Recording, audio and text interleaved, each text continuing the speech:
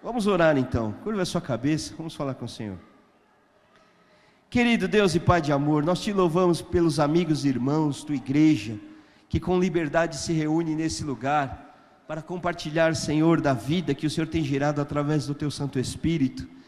Com liberdade, Pai, nos colocamos em tua presença e te pedimos que nesse momento em que a tua palavra é liberada, ela encontre, Senhor, um alvo objetivo, que é o nosso coração. Um alvo preciso, um alvo certeiro. Acerta-nos na tua palavra, fala conosco. E eu quero lhe pedir que o Senhor não fale somente uma palavra no conhecimento humano, mas numa unção do Espírito Santo, ela venha gerar vida dentro de nós.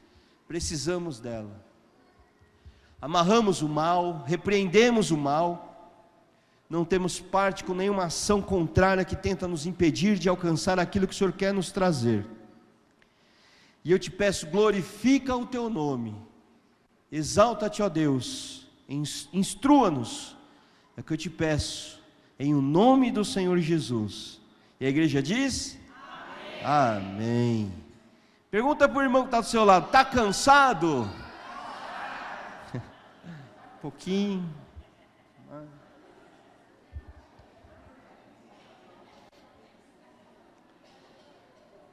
Eu quero convidar você a abrir a sua Bíblia, no livro de Isaías, o capítulo é o 40,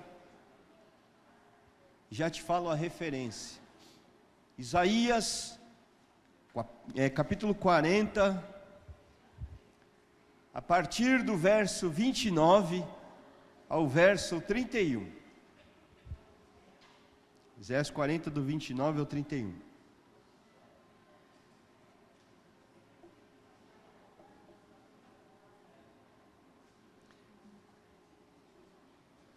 Diz assim: Ele dá força ao cansado. Não trouxe a Bíblia esperando o telão falhou, você não está lendo aí, ó, tá vendo? 40, do 29 ao 31. Vamos dar uma esperadinha.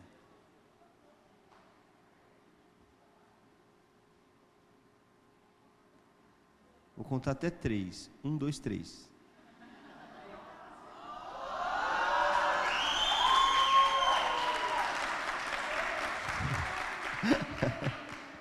Sincronizado, hein, mano? Vamos ler juntos? Do 29 ao 31, tá? Ele dá força ao cansado e multiplica as forças ao que não tem nenhum vigor. Os jovens, volta 1.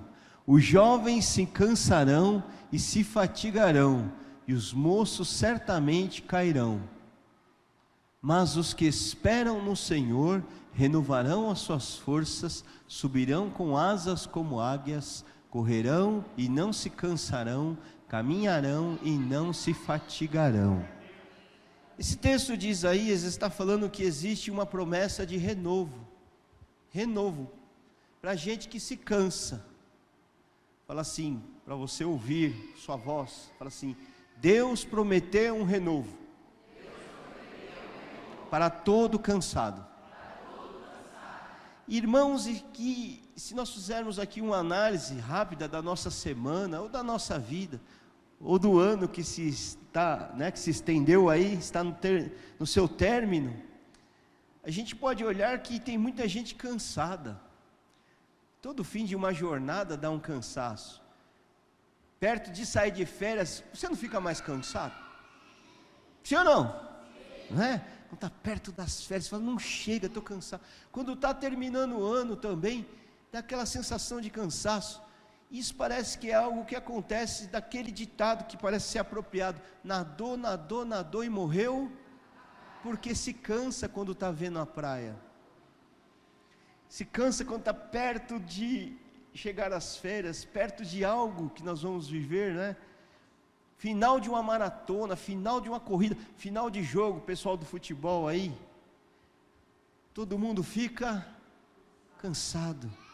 Interessante que as pessoas não estão só cansadas da correria da vida, que, aliás, tem sido bem corrida para todo mundo, há um esgotamento de fé, há um cansaço emocional, há um cansaço não somente físico, mas as pessoas estão envolvidas com tantas preocupações, tantas ansiedades.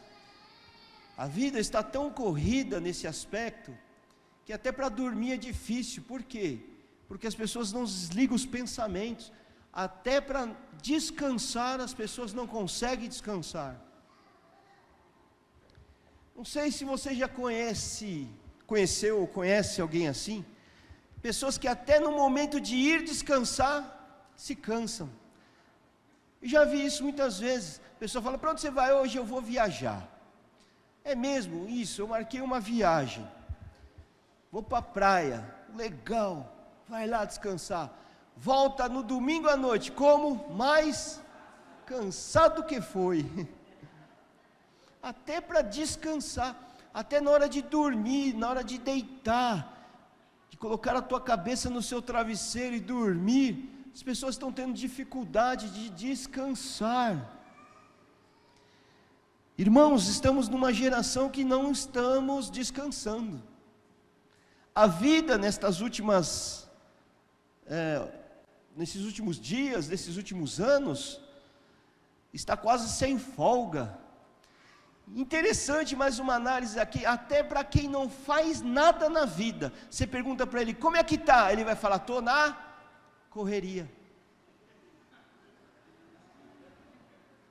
Verdade. Pergunta para um fiscal aí da natureza, que fica ouvindo passarinho, pardal cantar. Você pergunta para ele, não vou falar mal de cunhado, mas todo mundo aqui acho que conhece um cunhado. Tomara que você não seja o cunhado, né? Aquele cunhado que fala assim: ei, como é que você está? Está na correria? Ele é fiscal da natureza, né? Ele vê pardal cantando e fala: meu, está uma correria doida. E é verdade. O problema é que estamos vivendo uma geração emocionalmente esgotada. As pessoas estão ficando doentes com isso, não é? Há pessoas que estão sucumbindo a isso.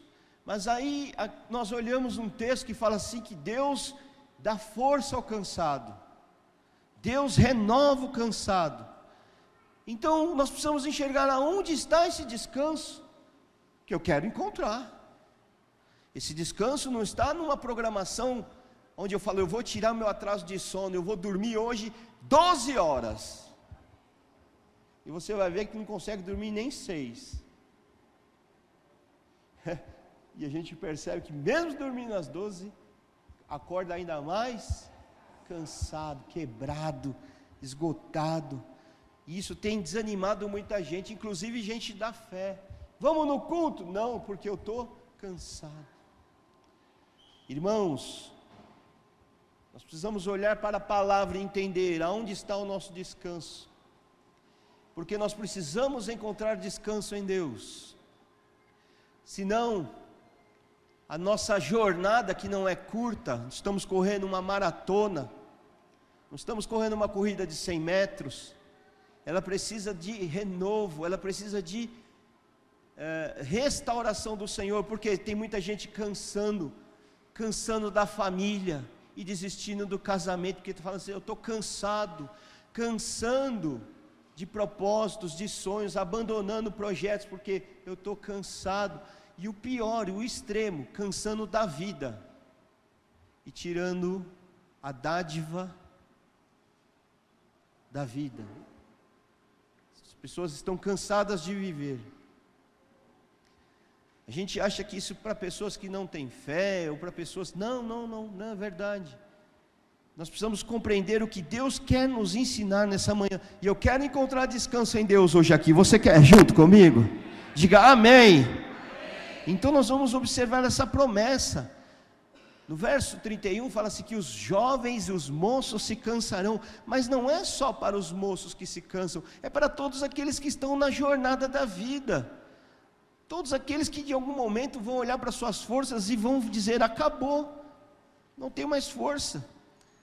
Então, queridos, quero dizer a primeira coisa: Deus conhece todos os teus desafios, pressões e tudo que está tirando tua força, teu cansaço, tua luta, tua preocupação.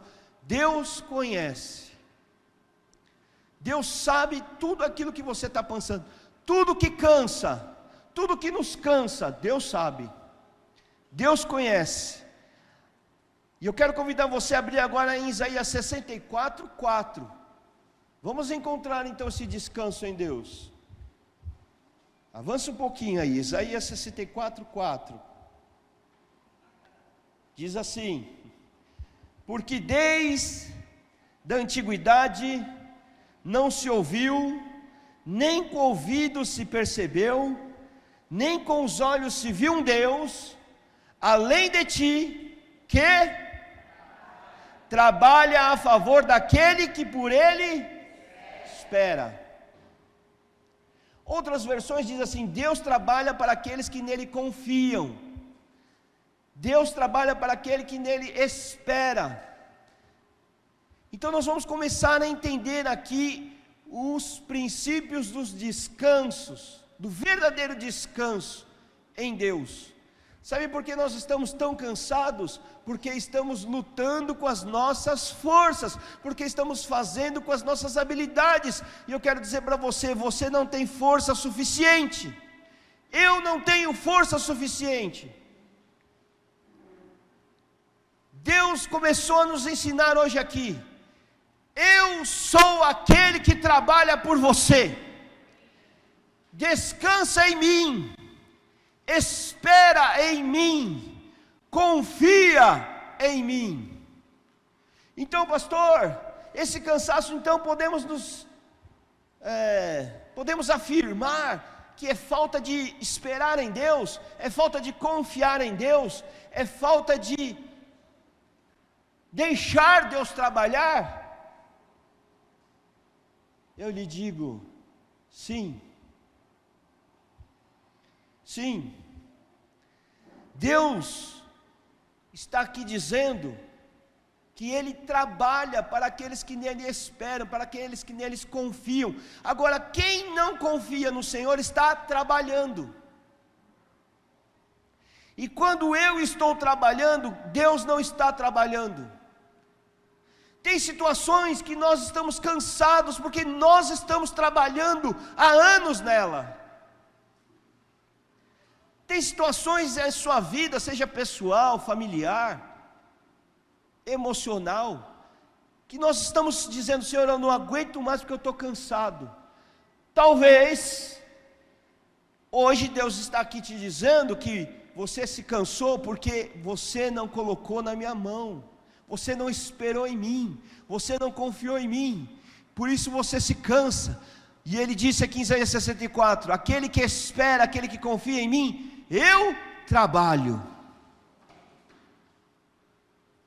Posso ouvir um amém? Amém. Certa vez o salmista, lá no Salmo 42, versículo 5, diz: por que, ó minha alma, você está abatida? Por que, ó minha alma, você está cansada? Por que, ó minha alma, você está atribulada? Foi a pergunta do salmista. Ele faz essa expressão no Salmo 42, no versículo 5, e ele faz esse questionamento para ele mesmo: por que eu ando tão cansado? Por que eu estou tão esgotado? Por que a minha alma está perturbada? Em algumas versões diz: dentro de mim. E nós estamos vendo pessoas que estão assim, parece que a vida se tornou um fardo, parece que a vida se tornou uma perturbação. E a própria afirmação do salmista traz a resposta para a sua pergunta. Ainda diz: espera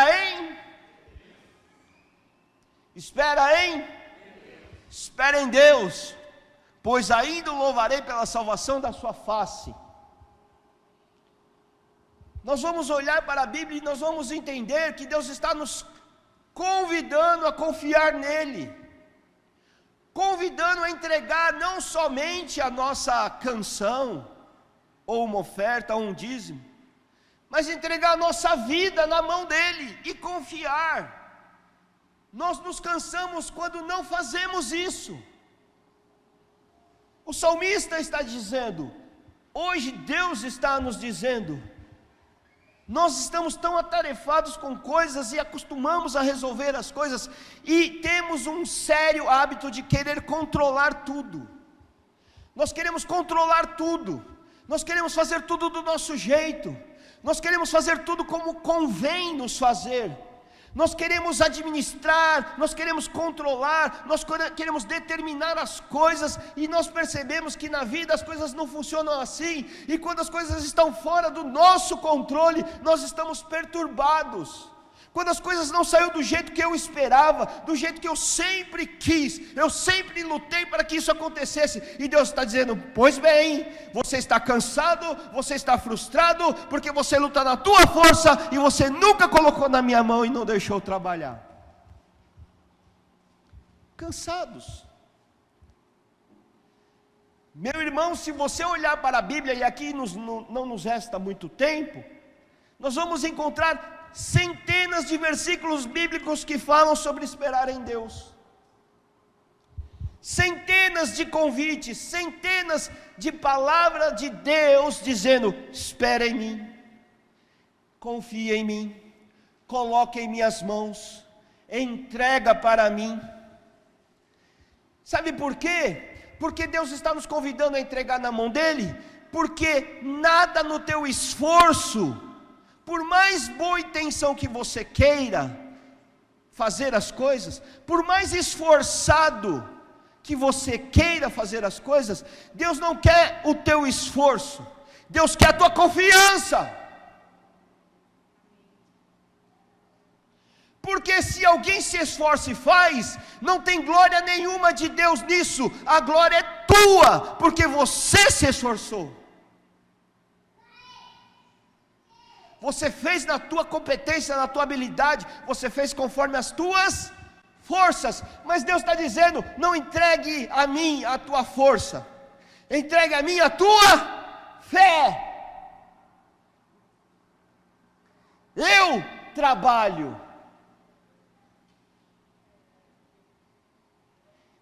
trabalho, para aqueles que em mim confiam, diz o Senhor. Então, para nós isso é algo muito difícil. Eu estou dizendo que essa palavra é simples, porém difícil. Não é nada de novo, mas porém, muitos somos reprovados nela. Fala isso para o irmão que está do seu lado. Se você quer que Deus trabalhe ao seu favor, você precisa aprender a confiar nele e entregar nas mãos dele. Aleluia. Meu irmão, então a chave aqui para descansar é aprender a confiar em Deus. E a gente fala que confia em Deus. Acho que foi a Carol que disse aqui. Se eu perguntar, né? Foi a Carol que falou. Se eu perguntar se a gente confia em Deus, todo mundo vai dizer, eu confio. Mas esse cansaço só revela a nossa falta de confiança. E eu não estou querendo ser assim, generalizar, mas em alguma área nós precisamos aprender a confiar em Deus, porque confiar em Deus está o meu descanso. Vou dizer novamente, porque no confiar em Deus está o meu descanso. Fala assim para você mesmo, porque no confiar em Deus está o meu descanso. Guarda isso no seu coração, os que confiam no Senhor descansarão. Os que esperam no Senhor descansarão. Os que estão perturbados e esperam no Senhor descansarão. Amém, Juliano? Amém, vaso? Então, vamos observar aqui, continuando a nossa reflexão, como devemos de fato confiar em Deus. Vou falar duas coisas só. Quando o pastor começa a falar, vou te dar 5 tópicos de como confiar. Aí, primeiro, segundo, terceiro, quando está no quarto, não aguento mais. Eu só vou falar 2 coisinhas. Tá bom? Vocês suportam isso? Vocês querem ouvir isso? Amém. Então a primeira coisa, guarda isso. Liga aí a tua habilidade de reflexão, a tua habilidade de captar, e registra isso na tua mente. Se você está escrevendo, escreve aí. A primeira coisa que nós precisamos aprender para confiar em Deus é não confiar em nós. Eita, vou explicar isso para você. Não confie em você. Se tem alguém que você tem que confiar, você tem que confiar em Deus. E se tem alguém que você tem que desconfiar, é de você. E a gente desconfia dos outros, desconfia de Deus. Será que Deus vai fazer? Será que esse irmão é verdadeiro? Será que as promessas de Deus vão acontecer? Primeira coisa que você tem que guardar: desconfie de você. Não confie em você. Pare de confiar em si mesmo. Olha o que diz Tiago capítulo 4, verso 6. Tiago 4, 6.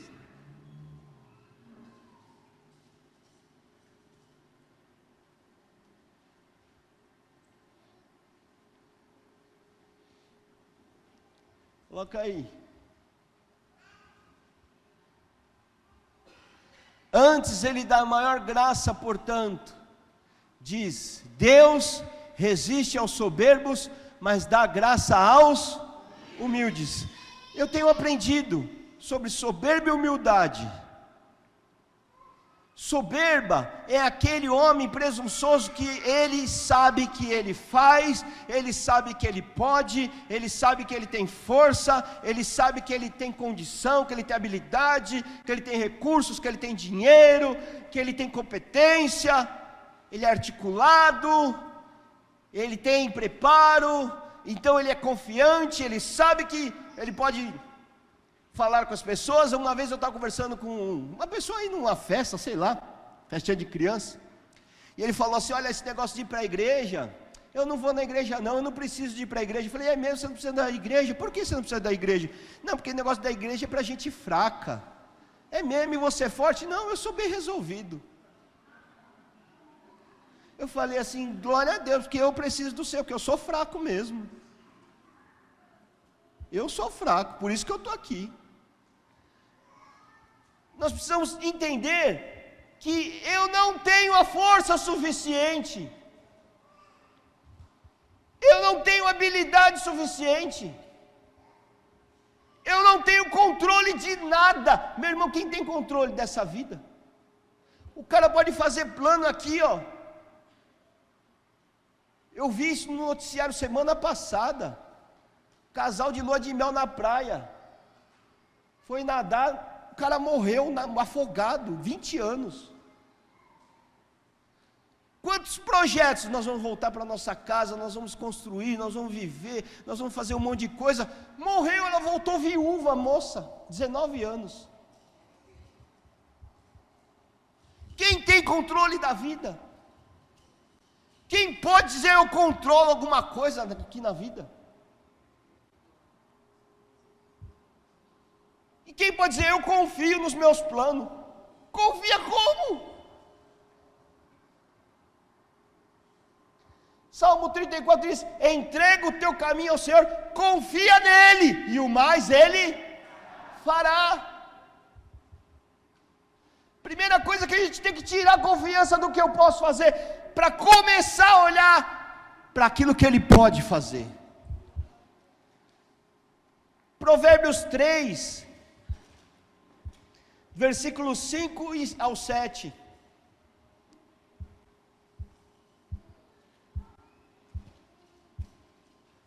Olha o que diz. Provérbios de Salomão, palavras de sabedoria. Provérbios, capítulo 3, versos 5 e 7. Confia no de todo o teu e não te estribes, ou não se apoie no teu próprio entendimento. Versículo 6. Reconhece-o em todos os teus caminhos, e ele endireitará as tuas veredas. Versículo 7. Não seja sábio aos teus próprios olhos, teme ao Senhor e aparta-te do mal. Não confie em você. Interessante que hoje é moda, todo livro de autoajuda, que é moda, e ainda mais tem se polarizado isso muito, os coachings. Coaching, já ouviu falar essa palavra? Tem coaching para todo lado aí. Sabe qual é a ênfase de um coaching? A ênfase dos livros de autoajuda? Você é a melhor versão de você mesmo. Acredite no seu potencial.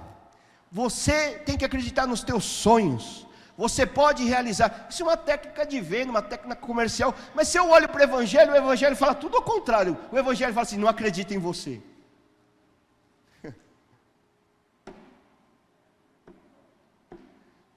Eu sou a pior versão de mim mesmo.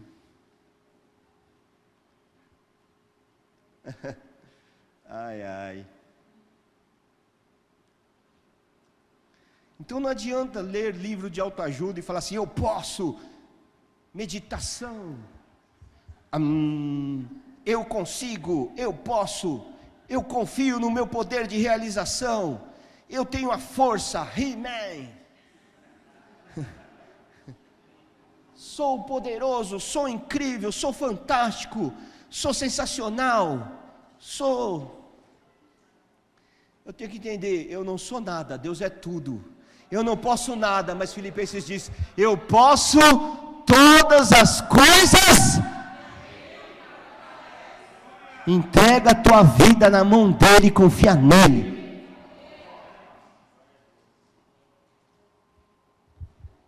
Entrega. Eu ainda não fiz, mas eu ainda queria fazer um exercício. Eu preciso me olhar no espelho. Porque as pessoas fazem assim, né? Outro exercício motivacional. Se olhe no espelho. Porque as pessoas têm traumas, né? Às vezes de olhar no espelho. Tem? Pessoa que não gosta de se olhar no espelho. E as pessoas falam assim, se olhem no espelho e falam assim: você é lindo, você é fofo, você é maravilhoso. Eu não estou falando que você precisa fazer isso não, eu estou falando Daniel, eu quero buscar, se tivesse com um espelhinho aqui, eu até fazer esse exercício hoje, eu tenho que olhar para um espelhinho e falar assim: Daniel, você fracassou.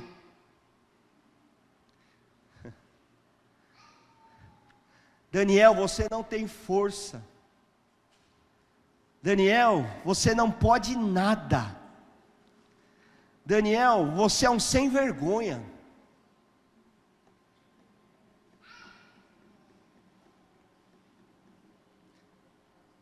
E você precisa depender de Deus.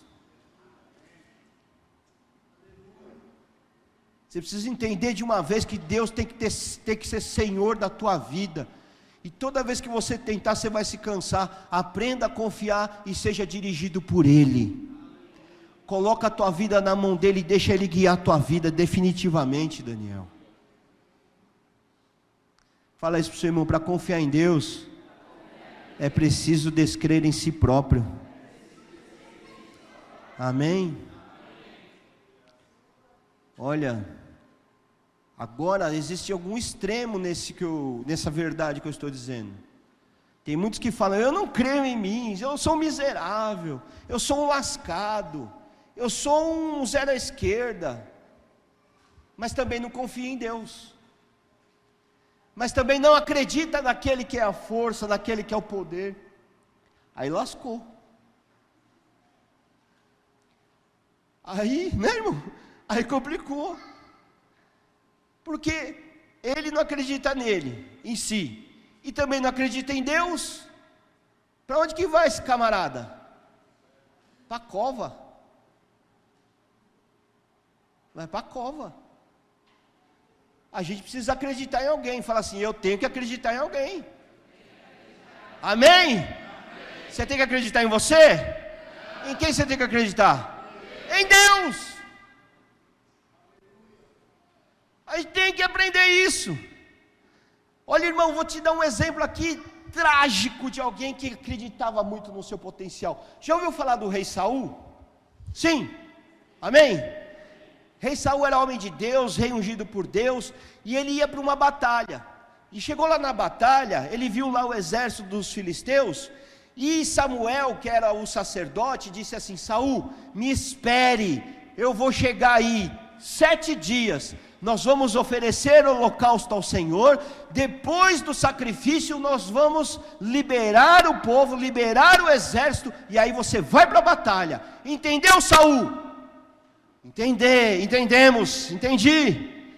Anota aí, a história que eu vou contar rapidamente está em 1 Samuel 13, do verso 8 ao 12, nós não vamos ler para ganhar tempo. 1 Samuel 13, do verso 8 ao 12, e aí o que aconteceu? Saul esperou um dia, 2, 3, 4, 5, 6, Saul esperou 7 dias, 1 Samuel 13, do versículo 8, ele esperou 7 dias, conforme Deus tinha ordenado. Pergunta para o irmão que está do seu lado: você sabe esperar em Deus, irmãozinho? Você sabe esperar confiando em Deus, irmãozinho? Não.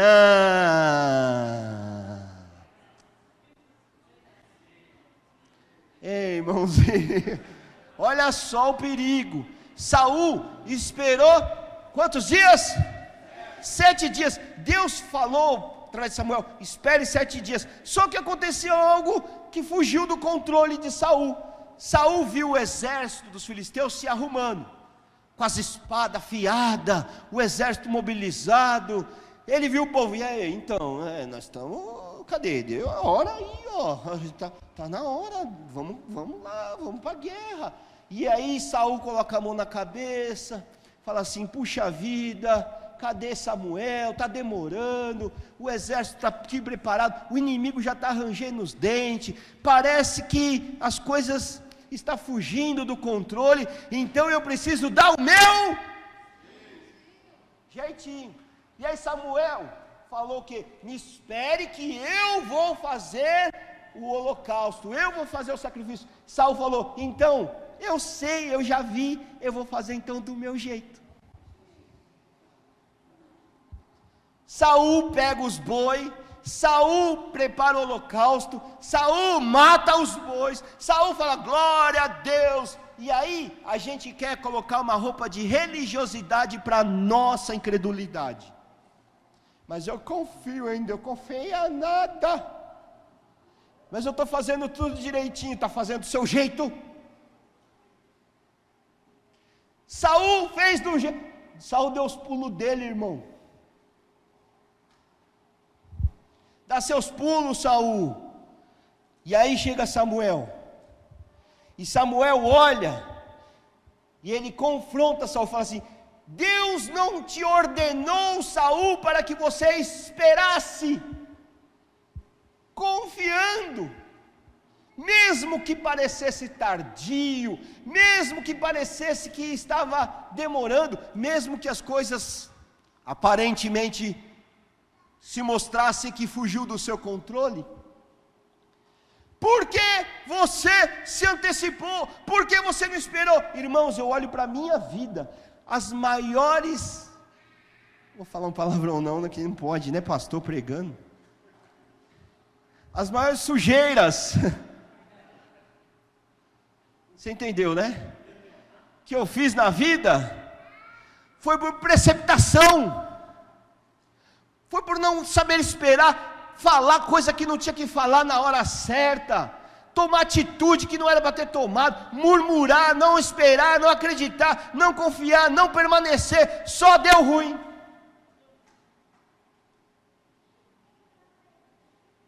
Saul estava diante de uma situação clara de reprovação por não saber confiar, por não saber esperar.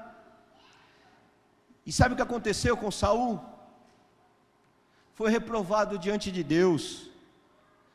Lá na frente, em 1 Samuel 15, 22, esse Samuel que viu tudo isso, ele dá uma palavra para Saul: Saul, você está preocupado de ser zeloso, de fazer seus corre aí, né?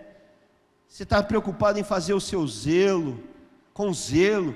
Não, eu preciso fazer os meus compromissos, as minhas responsabilidades. Olha o que disse Samuel, em 1 de Samuel 15, 22. Porém Samuel disse: tem porventura o Senhor tanto prazer em holocaustos e sacrifícios, com que se obedeça a palavra do Senhor? Eis que o obedecer é melhor do que sacrificar, e o atender melhor do que a gordura de carneiros. O problema é que a gente fica espiritualizando o nosso controle. Irmãos, vou fazer uma pergunta objetiva para você. Nesse quadro de Saul, você acredita que Deus estaria com Saul na desobediência dele? Deus abençoaria Saul na desobediência dele? Você acredita? Sim ou não? Não, na nossa também. Mas ele decidiu, ele fez uma decisão, ele decidiu: eu vou resolver os meus problemas na minha própria força, eu vou resolver os problemas na minha capacidade, é um problema muito sério, e eu não posso deixar as coisas desandarem. E eu quero dar aqui um diagnóstico para os irmãos aqui: quase ninguém, inclusive eu, não sabe esperar em Deus como deveria. Sabe por quê? Porque nós confiamos e isso revela que ainda não confiamos em Deus. Então, por isso, confiar em Deus é perder a fé em si. Primeiro ponto é isso. A gente podia falar um monte sobre isso, mas vamos ganhar tempo.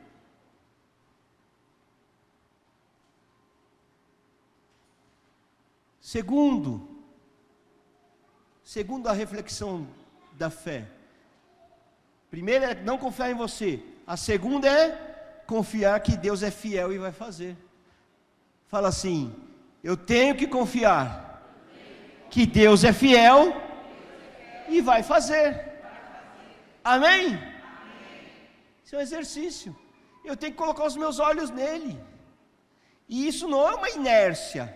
Porque quando eu entrego ao Senhor, eu não fico em stand-by, parado, flutuando. Eu confio em Deus, coloco na mão dele e Deus me leva àquilo que Ele está querendo fazer.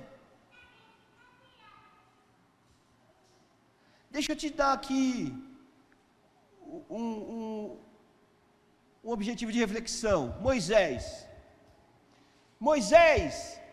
a Bíblia fala que no começo da sua jornada, ele viu lá o egípcio matando um dos hebreus, e ele quis fazer, da sua força.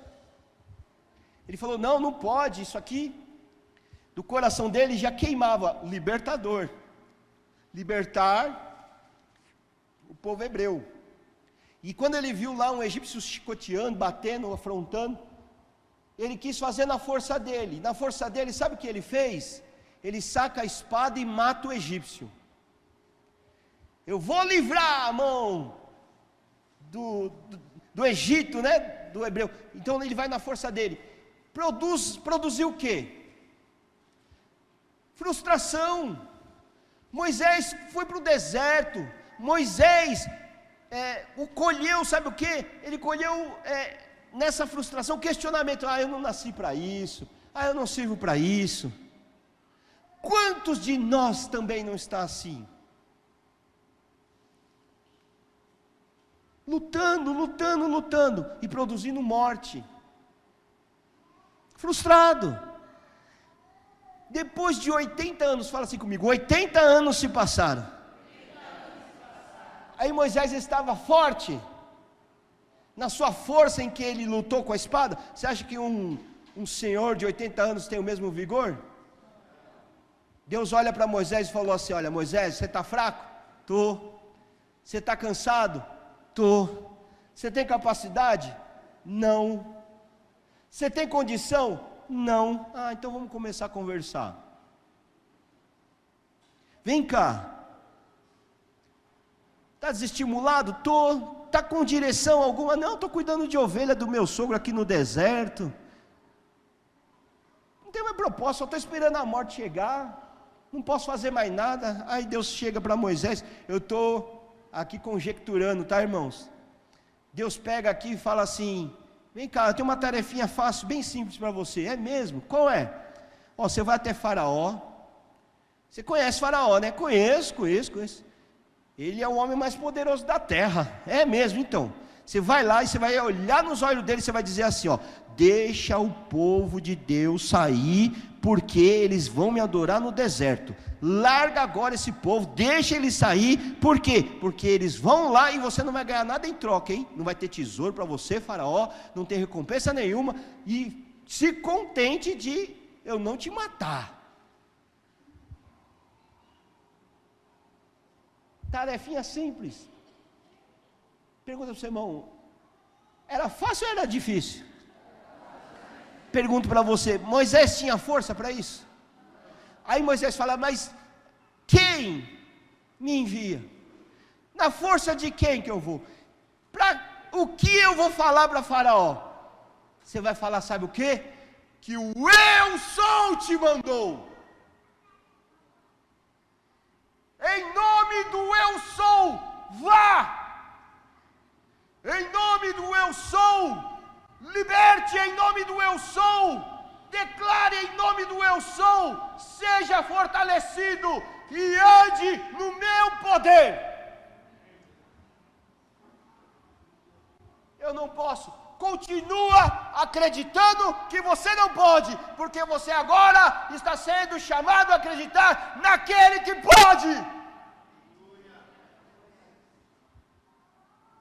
Você está sendo afrontado pelas tuas forças?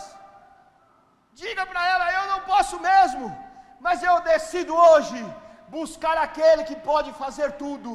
Eu busco hoje entregar minha vida àquele que pode conduzir em tudo. Eu vou no poder de Deus confiar a partir de hoje.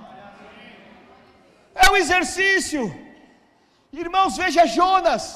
Deus chama este profeta e fala: vá para Nínive, é a cidade mais violenta do mundo, é a cidade mais corrupta da terra. Vai lá e diga àqueles habitantes que não me conhecem, que se arrependam, que me reconheçam como Deus. Diga e proclame: arrependam-se, porque senão eles vão morrer. Sabe o que Jonas disse? Eu não quero, eu não vou. E ele compra a primeira passagem da baleia que vai do lado contrário. Ele foge. Porque não queria deixar Deus fazer.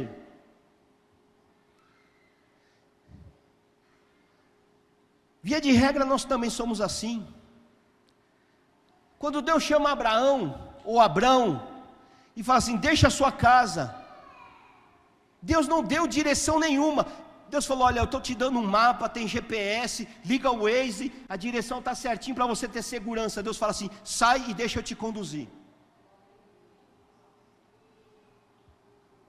Quando Deus chama Gideão, Gideão fala: Senhor, eu sou fraco, me dá sinal, mostra-me.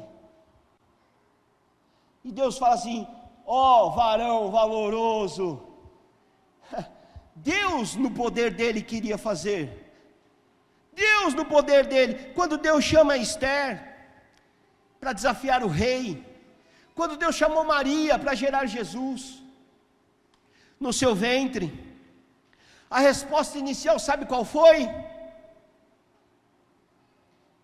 Eu não posso.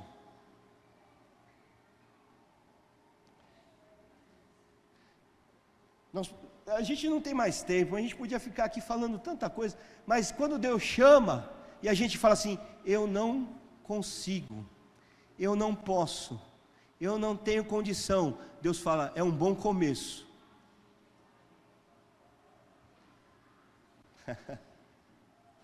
Posso ouvir um glória a Deus aí? É um bom começo. Guarda essa regra, irmão. Guarda essa regra. Guarda o que eu estou dizendo. Se você ouvir de Deus algum pedido, que é algo que você consegue fazer com facilidade, vou dizer novamente, se você ouvir algum pedido que você consegue fazer na tua força, então não é Deus que está falando com você.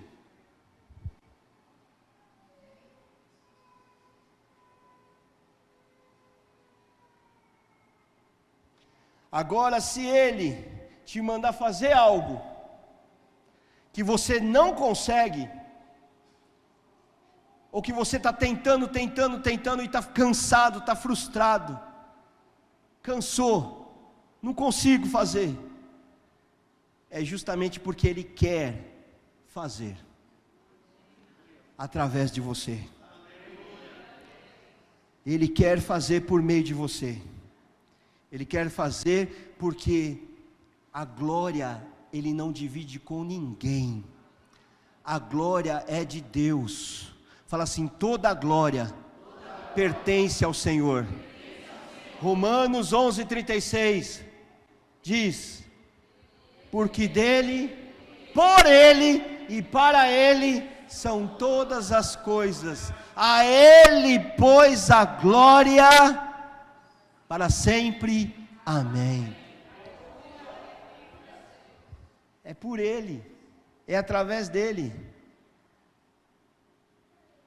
Quantos estão entendendo a palavra? Irmãos, nós precisamos olhar hoje para aquele que está nos chamando, aquele que está nos chamando para confiar nele. Quero encerrar com a história de Pedro. Você lembra quando Jesus estava andando sobre as águas, tempestuosas, vento, barco balançando, de longe, os discípulos avistaram, era Jesus, eles não entenderam o que era Jesus, e Pedro diz: mestre, se és tu, ordene que eu vá até a ti. Jesus disse: venha. Ele precisou abandonar as estruturas que ele tinha, porque todos os discípulos confiavam naquilo que o barco poderia suportar na tempestade. Era a minha estrutura, era a minha capacidade, tinha pescador ali, e se aquele barco se rompesse, a nossa esperança também. E naquele caos Deus quer ensinar algo. Jesus, vem, eu vou te sustentar na minha palavra. Ele teve que abandonar as estruturas que ele se apegava. Descer daquele barco foi um grande ensinamento e um desafio. Eu já até fiz isso, reprovei muitas vezes a atitude de Pedro, porque afundou, mas pense comigo, uau! Ele desceu e começou a andar sobre as águas. Quem mais andou sobre as águas além de Pedro e Jesus? Quem mais? Na Bíblia que eu li, mas ninguém. Eu só vi o relato de Jesus e de Pedro, que andou na estrutura que Pedro tinha, na força que Pedro tinha, na capacidade que Pedro tinha, na habilidade de Pedro, na pressão que estava ali, totalmente contrária. Enquanto ele confiou e olhou, ele andou no poder de Deus, descansou no poder de Deus, viveu o poder de Deus.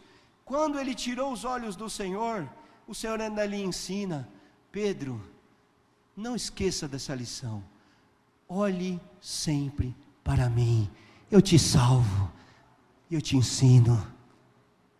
Nessa manhã o Senhor está nos ensinando. Talvez você está aqui já naufragando tantas as vezes, né?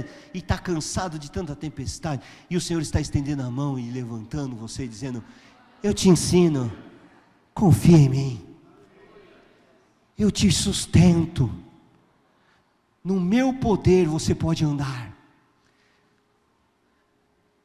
Esse Pedro, que mais lá na frente teve uma grande lição: eu confio no meu amor por Jesus, eu confio na minha fé. Quando ele disse: Senhor, estou disposto a morrer por ti. Ele confiava naquilo que ele podia fazer. Quando Pedro disse isso, Jesus disse o que para Pedro? Pedro, não confia em ti mesmo, conjecturando, porque antes que o galo cante, por 3 vezes você me negará.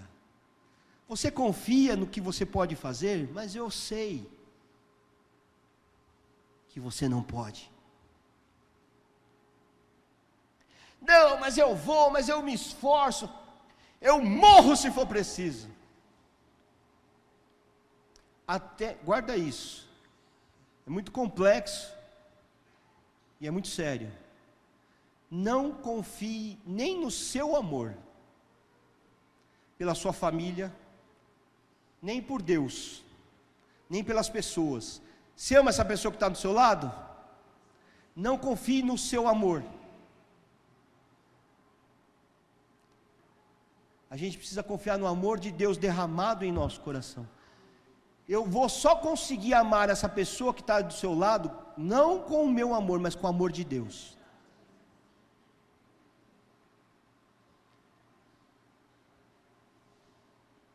Você vai conseguir amar sua família, não é com o seu amor, mas eu amo, meu irmão, nosso amor falha, mas o amor de Deus nunca falha.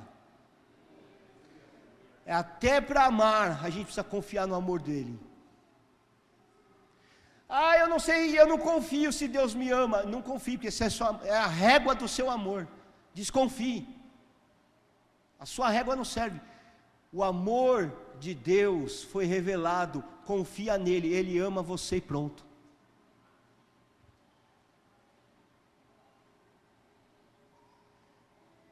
E Pedro sofre uma derrota por confiar em si.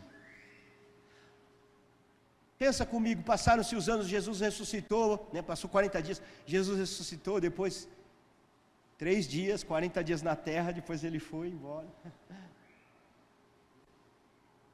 E Pedro continua a vida. Será que ao longo dos anos, passaram-se 5, 6, 7 anos, que Jesus se ascendeu ao céu? Será que Pedro não ouviu nenhum galo cantar, depois daquele dia? Quantos galos você acha que Pedro ouviu? Várias vezes, né? Sim ou não? Sim. E toda vez que Pedro ouviu um galo cantando, ele deveria lembrar, aquele galo deveria ensinar, trouxe uma marca para ele: não confie em você. Hoje eu quero te convidar, descubra qual é o teu galo, que te faz lembrar, não confie em você. Mas também Pedro deve ter visto muitas vezes o oceano. Amém? Muitas vezes ele olhou para o oceano, e todas as vezes que ele olhava para as águas, aquela água ensinava a ele. Qual era a mensagem daquelas águas? Confia no Senhor. Você tem que ter uma experiência. As águas que te sustentam, não é a estrutura que você constrói, mas aquele que te sustenta nela. Você precisa lembrar aonde está esse encontro, que Deus está dizendo: confia em mim. E você precisa lembrar daquele momento de fracasso, para dizer: não confio em você. Fique de pé.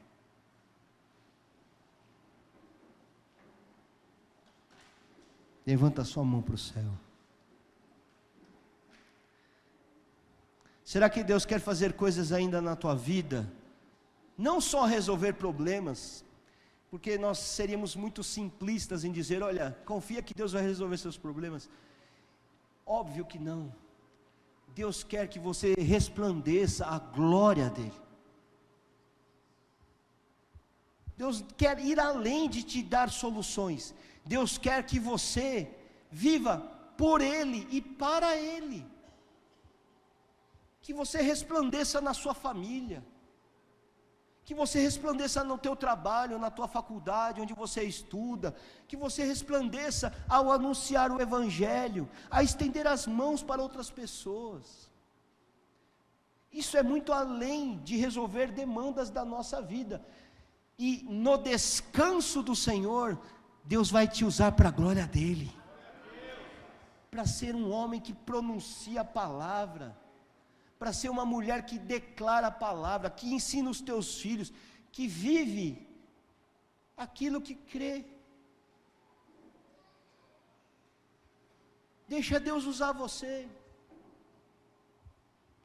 Tem muita gente que falou assim: olha, eu não sirvo para Deus me usar.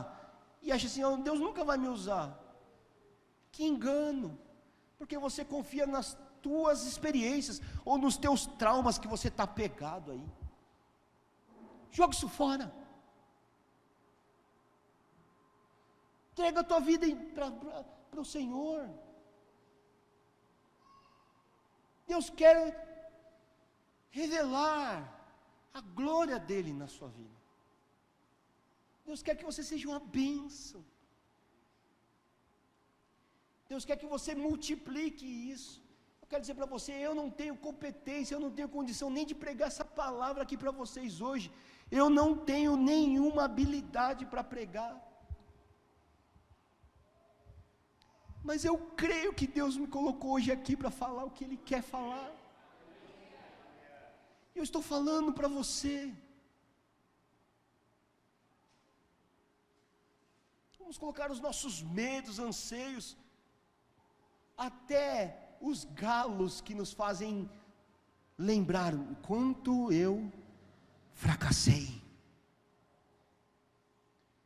Mas aquele que me encontra na praia dizendo: tu me amas.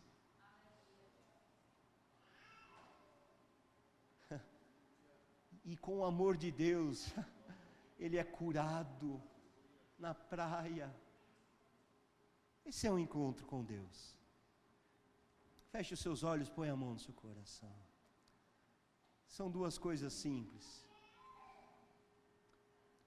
Perca o controle nessa manhã. Não, pastor, eu não. Perca o controle. Fala assim: Senhor, eu quero colocar tudo em tuas mãos. Controle da minha vida, da minha família, das minhas finanças, do meu chamado, pois tu és o meu descanso. Eu busco o Senhor nessa manhã. Eu me rendo. Eu me arrependo, porque as minhas atitudes só revelaram o quanto eu confio no que eu posso fazer. Eu desisto. Assim, eu removo os argumentos, as justificativas, até os traumas eu usei para fugir do Senhor, como Pedro fugiu, mas o Senhor me encontrou e me curou e me chama para, em amor, confiar em Ti. Eu lanço a minha vida aos Teus pés, eu me rendo. Ensina-me, Espírito Santo, a confiar, a depender, a esperar no Senhor. Aleluia.